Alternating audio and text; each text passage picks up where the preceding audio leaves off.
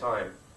So we redistributed the programmers and the artists and the project managers and the like, and we said, okay, keep on plugging away. But what's our goal now? Our goal at this point in time was actually to showcase what we came up with at the Game Connect Asia Pacific at 2006, which was held in Brisbane, similar to the AGDC. Unfortunately, at that point in time when we submitted our entries, we were a little bit cocky. We were like, oh yeah, best on time 2005. We should be able to take this one out. It's under the belt already. We didn't even make the shortlist. The fundamental problem, the reason I believe we didn't make that shortlist, is because of the turmoil the company went through. We weren't focusing enough on the product. We were focusing too much on actually structuring the company, and so the product lacked.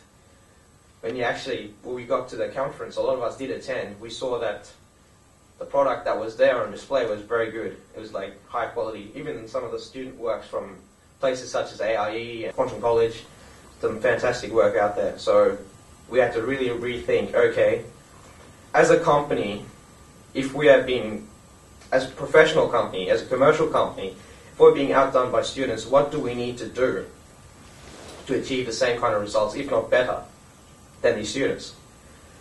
So at that point in time, Peter Jarrett, who's a managing director of Gridwerx, he decided he no longer wishes, well, for personal reasons, he didn't want to continue on with the Gridwerx venture.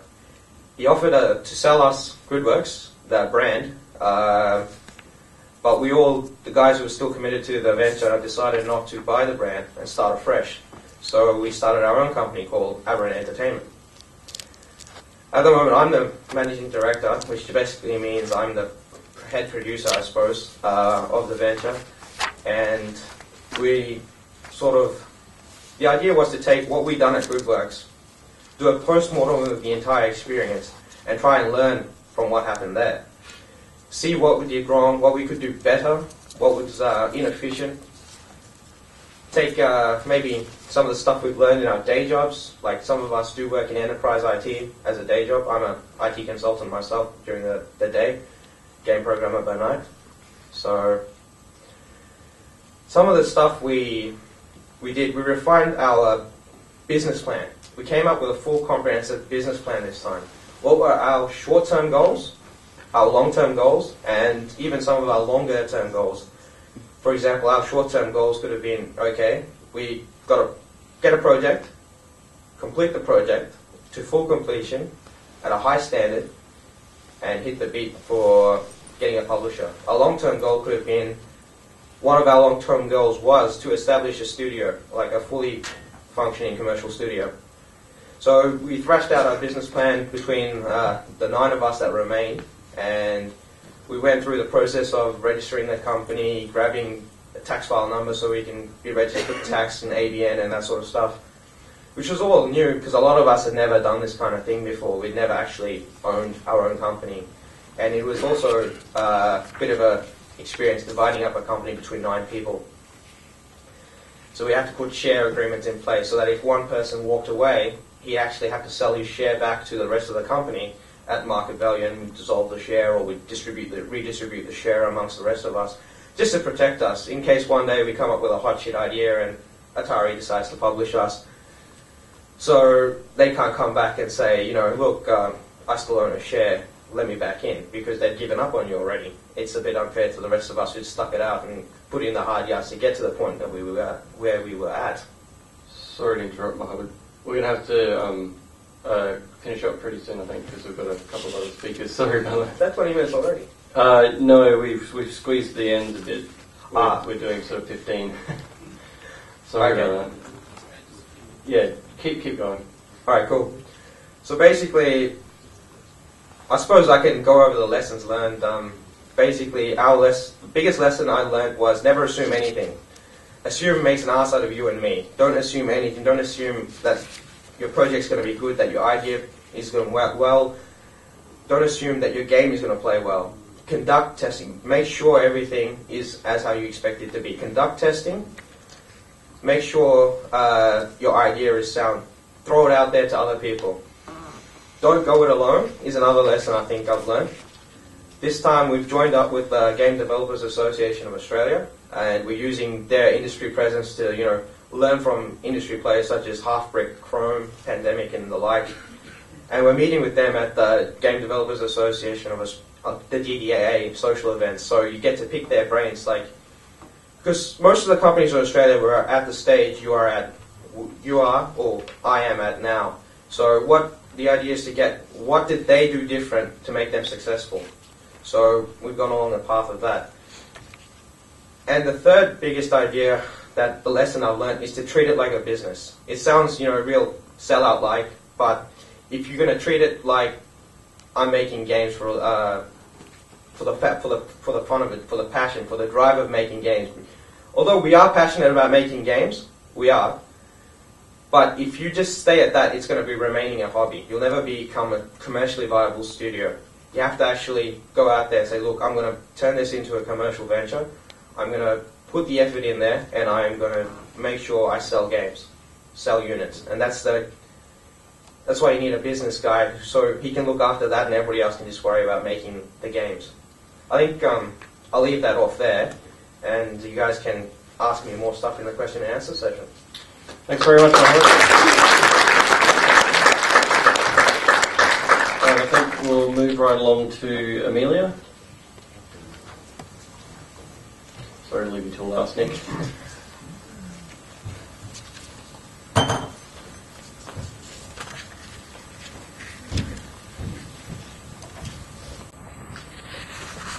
thanks. And I just want to say certainly thank you to Yolanda and the Next Wave team, because it's actually really good timing for me to be here this afternoon, because we launched some new programs in July at Film Victoria, a huge new range of digital media programs, and I just want to run through the ones that I think will be most appropriate to you today.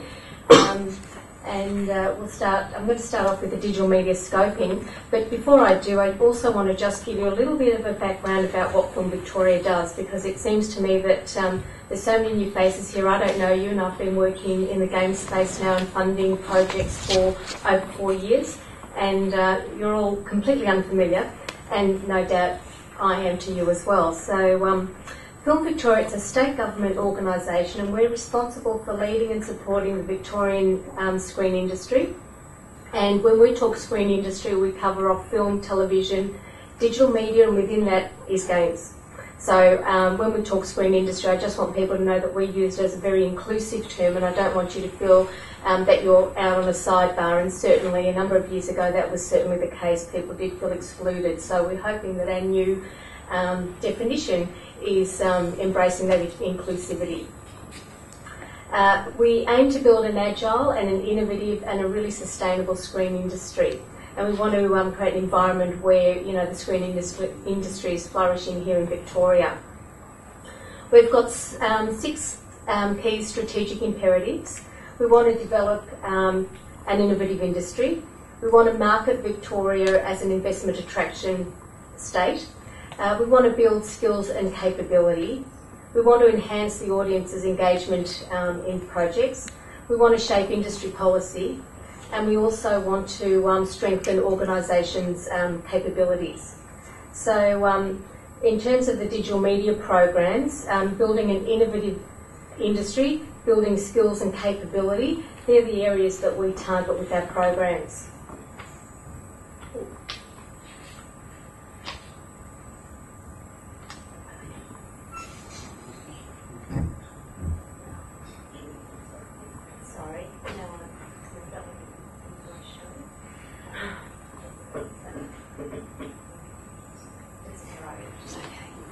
And there you go, so we're not technically competent either.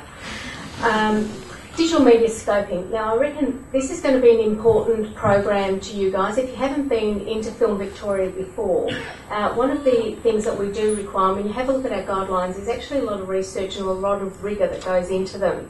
Now the objective with the early stage development is that you can actually start to scope in really broad terms the parameters of your project.